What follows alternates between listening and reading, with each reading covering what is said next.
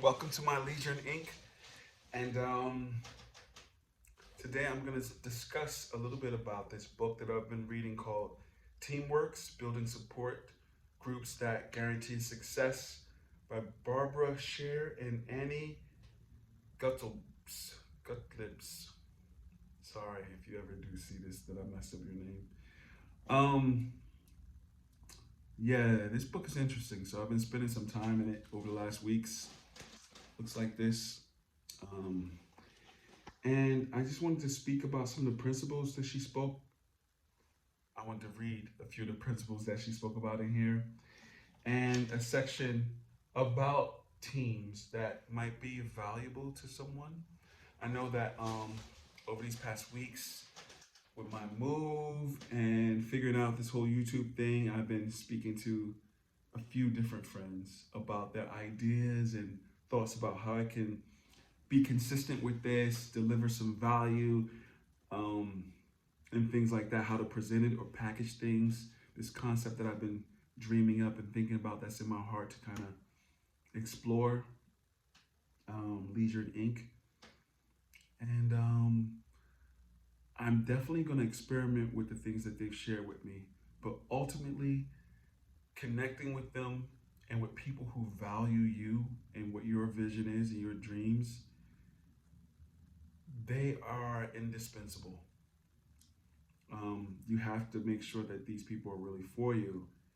You got to choose the right ones. But once you figure out who that is, it's invaluable. It really is. Because there's moments when, of course, you have to encourage yourself.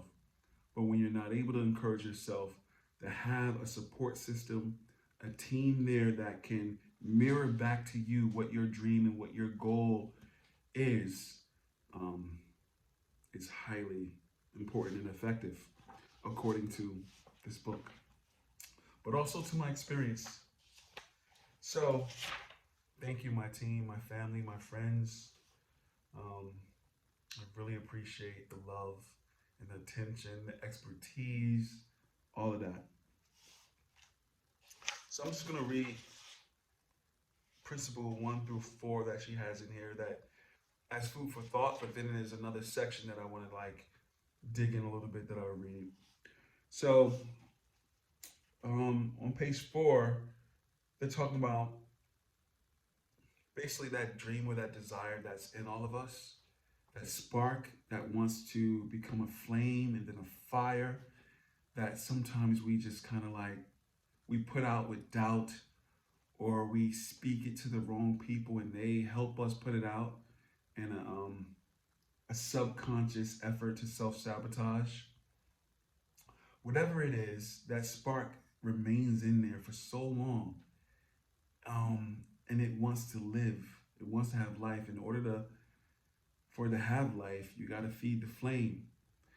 And there's so many things you can do to feed the flame, right? But I think the best thing that can happen is to put one foot in front of the other towards that desire, right? Because my belief is that as you move towards something, a goal, a desire, it also moves towards you. Um, but when that can't happen, if you've already built an ecology of support, a success team, as they call it, it can help inspire you forward on those days when, you know, like I said before, you don't feel like you can do it. So it says the urge to do more, be more, make real the vision in your mind's eye is basic to human beings and it has to be honored. Deep down, we all know that. That's why our dreams never die, even after years of neglect. As hard as I tried, I could never completely convince myself that survival and security are all that there is about life. My instincts were right. They're not. So here's principle 1, she asks. If you have a dream in your heart, you'd better take it seriously. That dream is a clue to who you really are and who you can become. And she goes on to speak about how you've heard these things before. And, um, actually, I'll just read it. You've heard that before, haven't you? Hundreds of books and thousands of magazine articles start out by saying, you can have it all, and then proceed to tell you how. Their advice varies, but it usually boils down to 2 points. One, first and most important, you've got to believe. This used to be called the power of positive thinking. In this new age, it's called you create your own reality, but it's the same thing. And two, you've got to develop self discipline. Under this heading comes various techniques for learning persistence and overcoming procrastination. I hear where she's coming from. I agree with those things. Um, I sort of have, though, this love hate relationship with discipline or commitment in that kind of way, where, you have to force yourself to do something. I don't like that at all. I like coming from, I'm feeling compelled or inspired to do something. So, whatever I'm up to, I like to set the stage for my inspiration and the compulsion inside me to grow, to move me into action, or I like to speak more to a devotion that's inside of me rather than this idea of commitment or discipline. And maybe what happened is my issue is with the words. Growing up, when I've heard those words, it's mostly been in a sort of derogatory way. And so the word devotion, instead of trying my hardest to kind of like make those words mean what they actually mean. I just, hey, that's my feeling about it. So I play with the word devotion more because it feels more honest to my situation. So I don't necessarily feel like I need to be committed to a situation, or I need um, I need to I need to lean into the devotion that I have for it. And maybe that's this whole artist's view, speaking or thinking like a poet. Like with my poetry, I don't feel like I need to commit to my poetry. I don't need to commit to a loved one. I'm devoted. Like I'm compelled from within. I don't have to force myself. I don't have to use will in that way. Now, maybe for some things, but not for something I love. I'm devoted to it. Um, that's how I play with the term, and that's what works for me. Okay, so principle two. I have no right to tell you to take your dream seriously unless I'm sure I can show you how to get it without becoming a better person first. Otherwise, I'm just inviting you to be disappointed. I get that.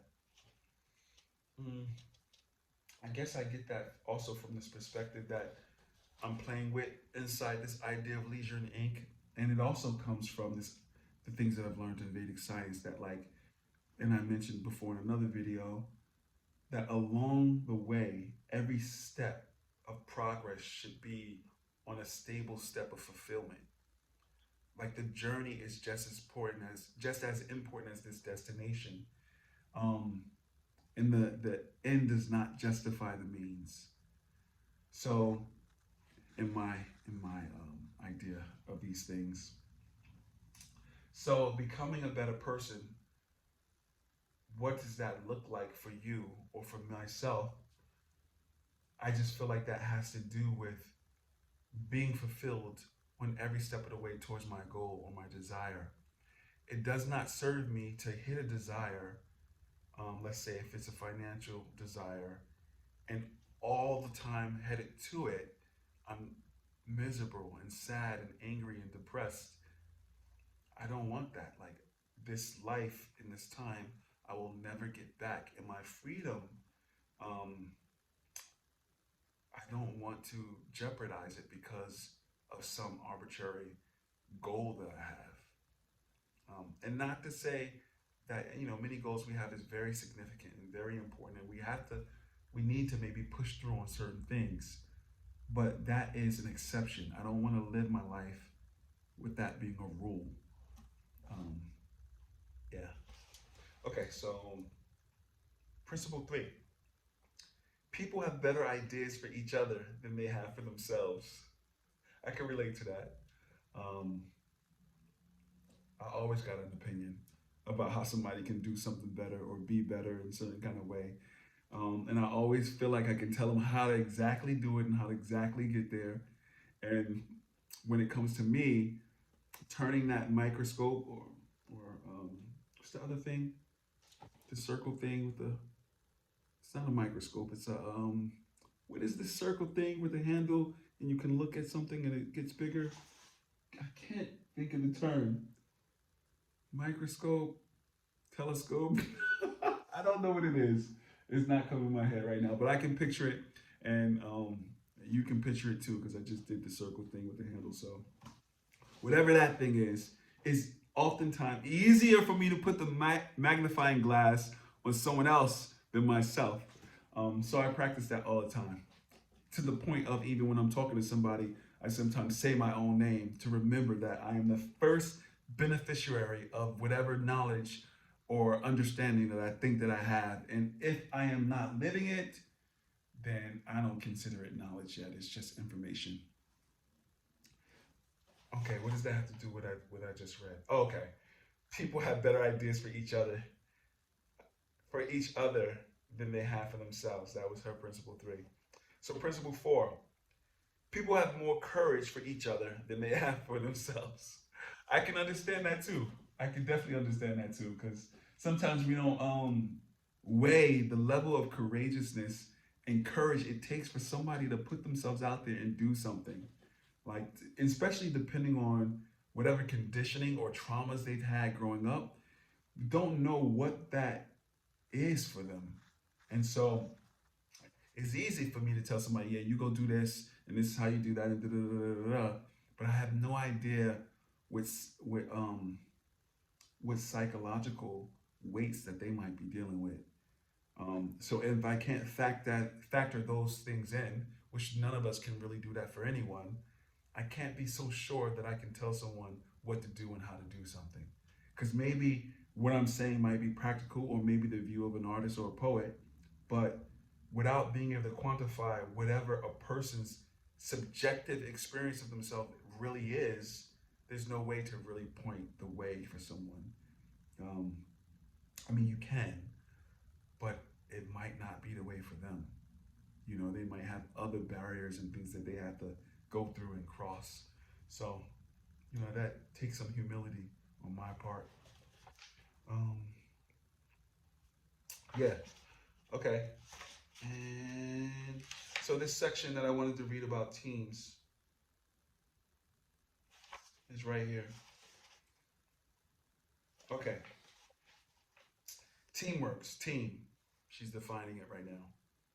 A group of people of any size called together for the express purpose of helping you get what you want and getting what they want in the process.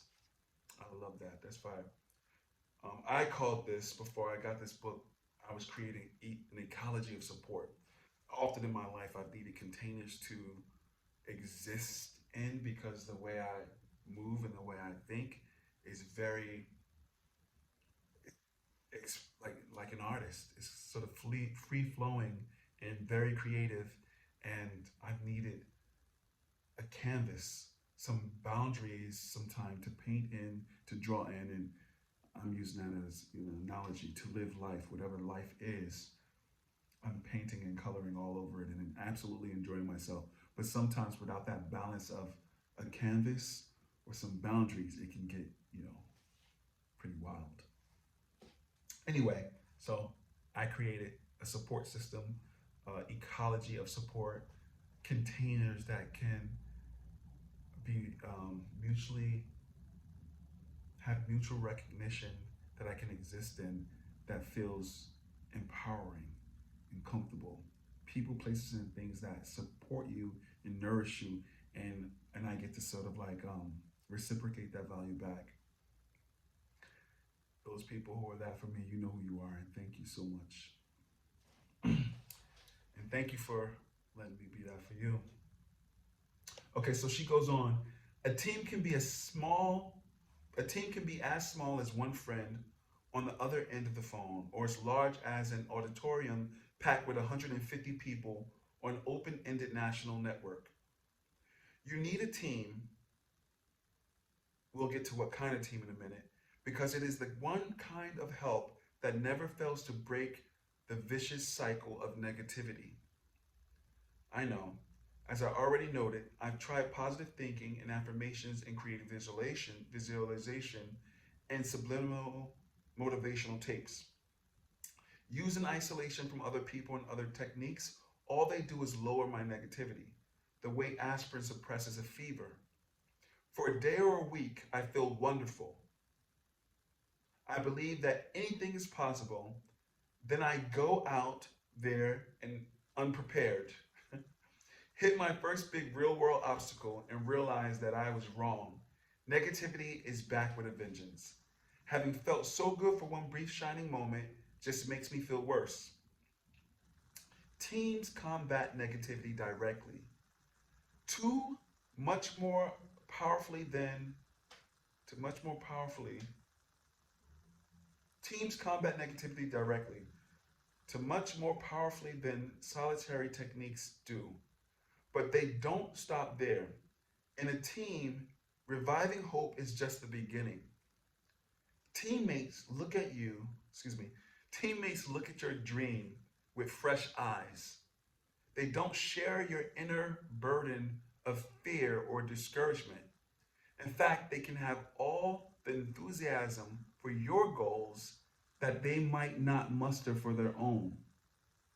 And because the team building techniques you will learn in this book, if you get it yourself, I highly recommend it.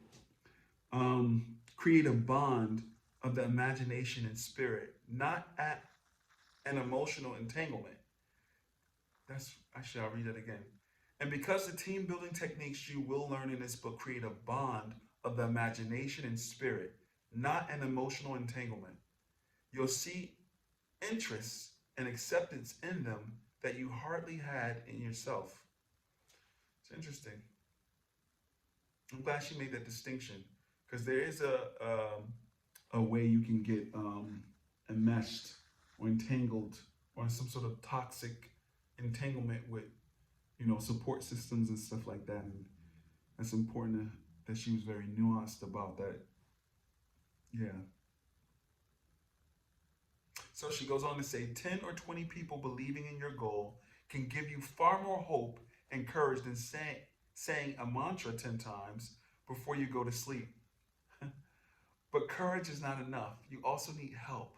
Hard, practical help with problems that come up. I said that come up. She's going on to say more stuff. Get the book. Check it out. It's an older book. I think it came out in the early 2000s. It's still relevant. Right? When did it come out?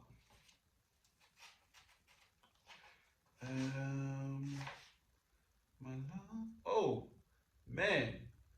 It did not come out in the early 2000s. It came out in 1989. Jeez. Okay. But it's still relevant today. It's an amazing book. I'm enjoying it. Yeah, I hope you enjoy it too. Oh my God, 18 minutes? Okay, I'm out of here. Much love. Thank you for coming to my Leisure in Ink. Peace.